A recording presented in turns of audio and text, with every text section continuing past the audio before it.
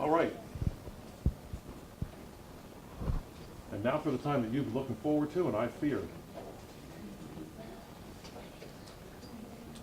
There was a question about what we said this morning. I just didn't get as far as I would like to have. It can be a sort of a get out of jail free card because you have a question.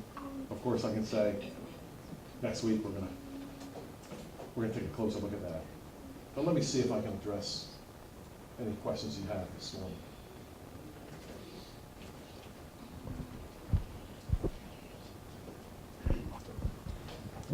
So, what's the quick way to have discernment as far as, you read one passage and it's a it's symbolism, but then of course you would read the beginning of Genesis and somebody would say, well, that's symbolism. Right. So what's the quick way to discern which is which, or? Sure. Yeah, Martin Luther had sort of the same problem. Leviathan, for example, in Job, he actually had that interpreted as Satan because there are times when Satan is called a dragon.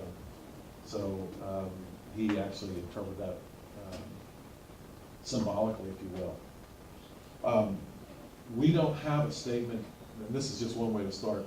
We don't have a statement that when God says he created the sun and the moon, that represented something else. Whereas I believe in the passages one of the Isaiah passage especially, and especially the passage that we're going to look at next week, we have very specific statements that the references of the sun, the moon, and stars were representative of something else. Very specific. We don't have that type of statement in Genesis. And that's a real quick thing. But it is, I think, extremely powerful. If we would have a statement in the Bible that when God says he created the sun, the moon, the stars, that represented something different, then we could conclude that. But we don't have that statement. If that addresses your question, then maybe you have more of a question. I guess I was talking more about people would say that the number of days, like literal days, like somebody would say, well, that's just there's symbolic language using the word day, but that doesn't mean a day. Right. So Right. that was maybe the main question. Yeah, and certainly, you're talking about the word yom and all that kind of thing. I've heard Ken Ham go through Yeah, go through all this. Yeah. Maybe that's the answer to Well, certainly, study. what you do with the study, and in my own brief study of that word day, and I didn't get a chance to check out every passage, but that word day in Genesis is used an awful lot in Scripture. And it sure looks like, whenever it's used with a number in front of it, it sure looks like a 24-hour period. I mean, again and again. There are times when it's used without the number in front of it, like in the day that I visit you, for example, which means a time period there, but there's no number in front of it in that case. And so in my limited study of that word, when there's a number used in front of it, not only was it meant the 24-hour period, but the people understood it as a 24-hour period as well. But that's where the study has to happen. What I'm really trying to do this morning is not be able to answer every single one, because someone like Martin Luther even have trouble with that. But what I do want to get across this morning, my goal this morning, next week, is to communicate the fact that God does use symbolic language, and the idea that everything is literal just is, no one believes that anyway. For example, you go to Revelation, and the beast has 7 heads and 10 horns. No one that I know of says, and we've had prophecy experts identify the beast since forever. It was Kaiser Wilhelm back in the day, and it's been all kinds of people since. Yasser Arafat was a big nomination for a while. I recently read Netanyahu. If you really want to be literal, we don't have to guess at the beast anymore.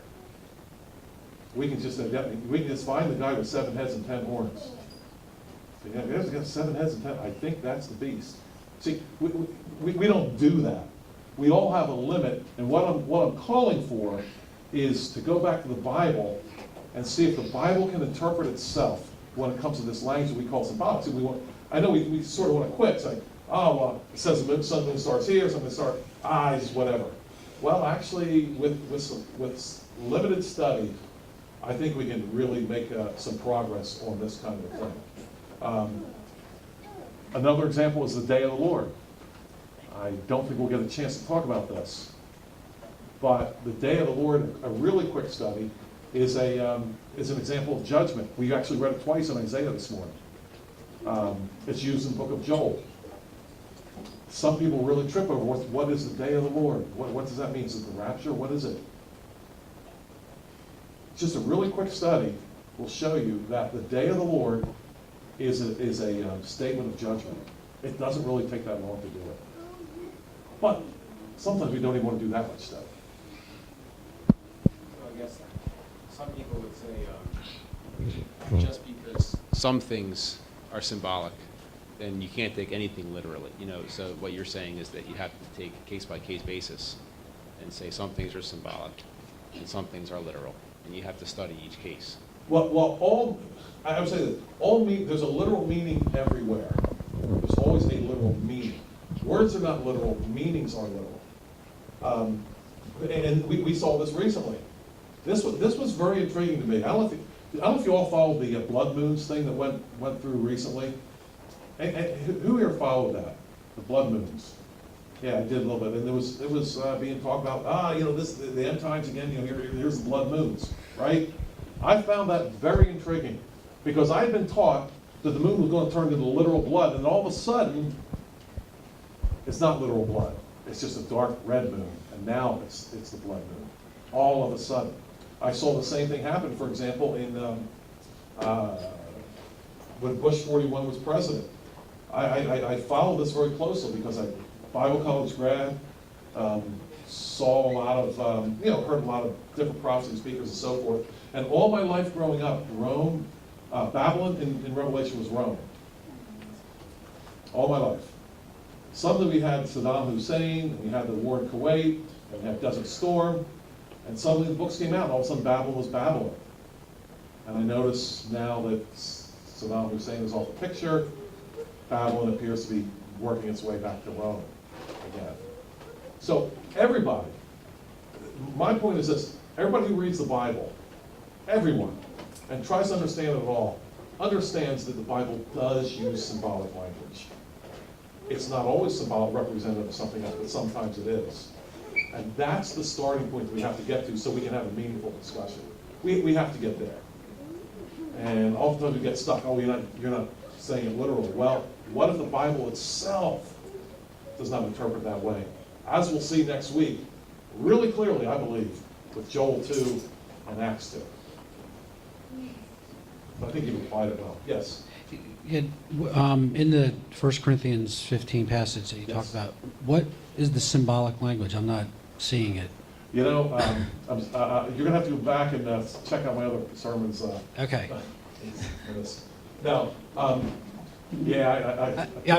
understand what you're saying about symbolism and symbolic language, but I didn't see it in that Where's passage. the connection? Yeah. Yeah, Tim. I'll explain real quickly. Because we got to this point in 1 Corinthians, I think you might have left before I actually spoke about the passage where it talks about Christ overcoming all of his enemies. I announced at that time we're going to be doing a brief 4 or 5 sermon study on eschatology. And today it was symbols and the interpretation of symbols, if you will. We're going to, in the future, we're going to look at the dating of the book of Revelation. We're going to look at Matthew 24. Just very, very briefly look at this idea that Christ does overcome his enemies in time and in history. And so what I did, what I tried to do, is when it comes to this passage that I read in 1 Corinthians, Paul, I believe, makes a connection between a misunderstanding of what Christ's role is in the future, because that's right where he comes in, says evil communicates and corrupt with morals. Don't be faked out on this, as if this is just some dry academic discussion. If you don't understand Christ's role in history, then you will have problems with the way you act and the things you do. So I started this sermon series. One of the things we always run into when we talk about prophecy is symbolism. It's always there. Is there going to be a revived Roman Empire with 10 fingers and 10 toes, or whatever, 10 nations? What does it mean that stone hit that image and grew the whole? It all has to do with symbols. And one of the things we run into all the time is, well, you're not really being literal when it comes to Satan being bound, for example. And as we'll see next week, this is a biggie. We're going to look at this next week. The number 666 being on your forehead and on the back of your hand. Is that really, somebody's going to have 66 right there? What's that really mean? So the point of what I'm trying to do today was at least introduce that topic so we can consider that the Bible extensively uses symbolic language and interprets it itself. So yeah, I get why you didn't get it. I get it. How's that for a real brief wrap up? Wasn't too brief, was it? Who else has a question?